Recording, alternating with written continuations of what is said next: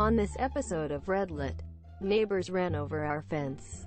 Dad installed concrete fence that wrecked 8 of their cars. A client refused to pay, so I had some fun. Neighbors ran over our fence. Dad installed concrete fence that wrecked 8 of their cars. I saw your crazy neighbor stories and now I bring you my father's that's stuck in my memory. English is not my first language and I hope I didn't make many spelling mistakes. TL. Doctor at bottom. We live in a small private neighborhood. The neighbors are related to us more or less. Distant relatives. Everybody here is a complete nut job. They were constantly arguing over decades before me or my brother were even born. Our property line is kinda like a square and it is surrounded by road from 2 sides. Keep in mind that on one part of the road we let our neighbors use 1 square meter of the land so they could use the road safer and not damage our property. This is crucial information. This road is made of gravel.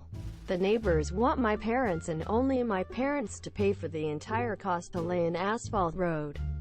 My dad and my mother are constantly fixing potholes for 90% of the road. So naturally, our neighbors thought that they will to pay for the asphalt road. Classic R, choosing beggars. Fast forward 20 years, the road remains gravel-ish. Nobody wanted to pay for the asphalt road. One day my neighbors order a massive truck filled with tons of wood. The truck driver runs over our fence.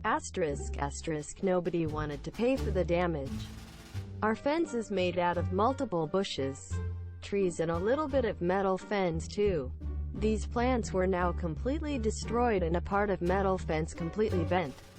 We had to replant these plants and place a new metal fence. My father told me this was not the first time this happened but actually third. I couldn't believe it when I heard this. So this is where the revenge begins. My father is a police officer in the department where they mostly handle frauds, drug busts, etc. He knows the law well. He dug up the property line marker and placed plastic barrels filled with rocks on our property. In the next 6 hours, 3 of our neighbors came knocking on the door because they hit our plastic barrels filled with rocks. They were angry and wanted to call the cops, but they never did, because everybody knew that little part of land was still our property. One neighbor in particular threatened my dad that he will throw a fucking pickaxe at my father's back. Over the period of 1 year these neighbors hit the barrels so much with their cars that the barrels are now worthless. My dad was furious and he changed his petty revenge into a ProRevenge. He cut some wood to use it as a mold. He bought cement, sand and metal poles. One peaceful afternoon my father and I cemented that whole part of the land and placed some lovely flowers on top, so when they hit the concrete they can smell our flowers of victory, defeat. As we expected, 5 neighbors in total wrecked their cars on the new fence and nobody came knocking on the door. TL. Doctor neighbors ran over our fence. Did not want to pay. Dad installed a better fence that wrecked their cars. Edit number 1. Thank you all for upvoting this post. I have a lot more stories to tell about my neighbors. I will post them soon. The next story contains something similar but with a lawyer for some sewer stuff. You all wanted to see the wall. I told my dad I posted his story on internet and he was scared at first, but then I told him you all supported him. He was then more proud of his plan. I asked him if we still had any videos of the wall or crashes.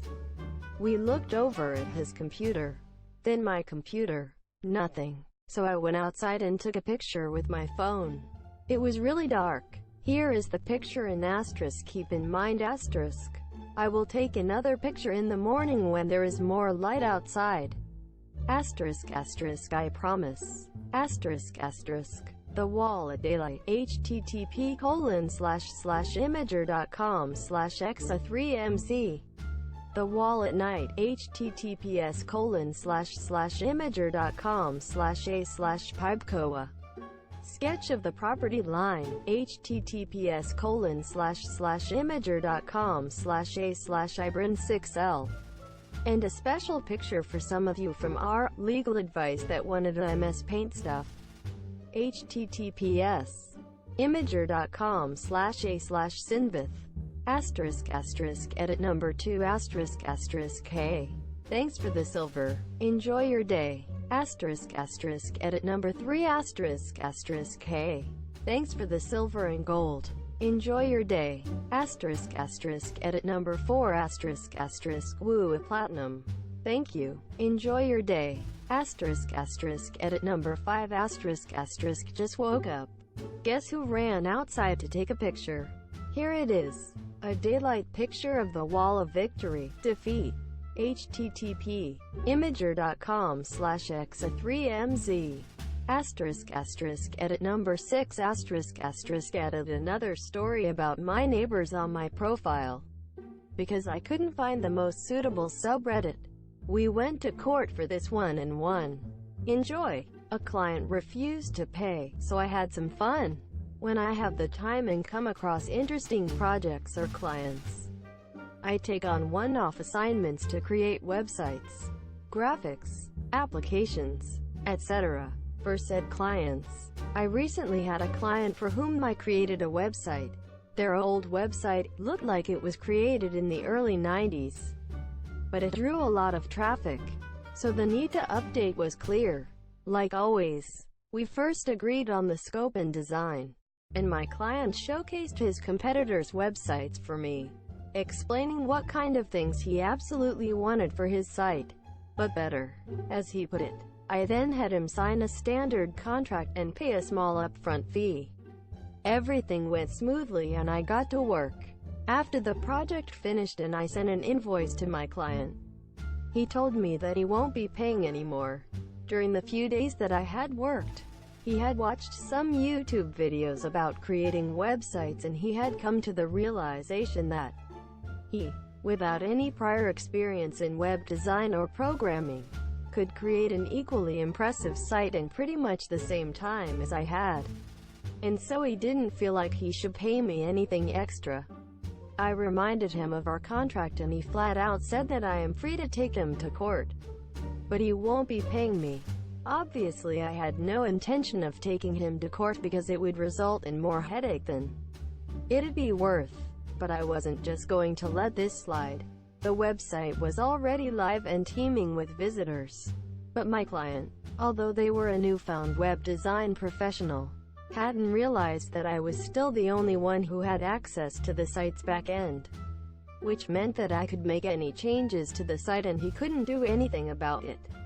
So, I remembered how he had told me about all of his competitors' websites. I figured the appropriate response would be to write a script that replaces his company's contact details and opening hours with those of his competitors. Every time the site would load, the script would randomly show one of the competitors' contact details instead. I also made it so that the contact form requests would be sent to a randomly selected competitor's email. I chose not to inform my client of this and went on to enjoy my vacation. Within a week, I received several emails and a call about my client's concerns that something was wrong, that he hadn't received a new client through the site in almost a week even though the site's visitor count is much higher than before, thanks to the new design and improved SEO that he hadn't yet paid for. I let him know what I had done and I told him that I would undo it, but it would take me about an hour, for which I would be charging. Since I was on vacation, I'd apply the rush fee stated on the contract for that hour. And of course, I told him that this would all be added on top of the original fee that he owed me, plus interest for late payment.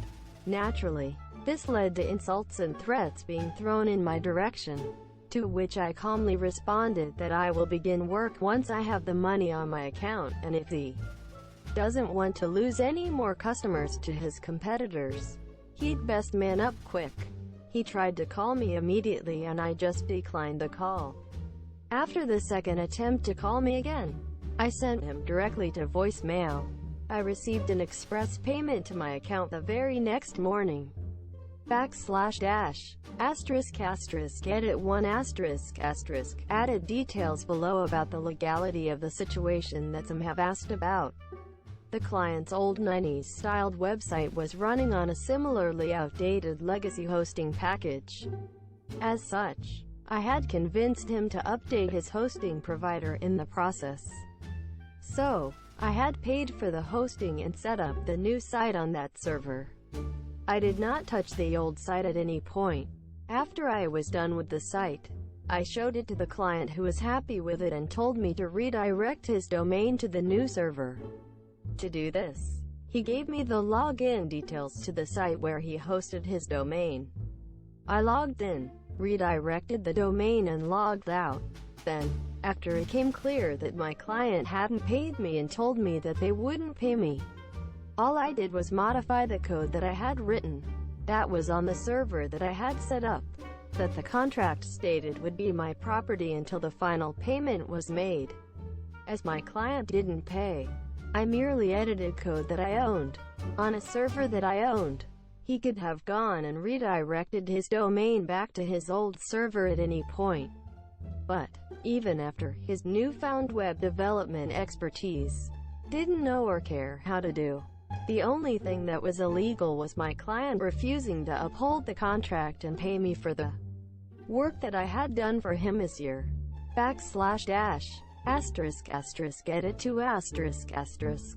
The contract had a clear section concerning rights and responsibilities of both parties, as well as clauses for what would happen in various scenarios such as work not being carried out, client not paying in time, client wanting to terminate the contract or client refusing to pay, and what constitutes as refusal to pay.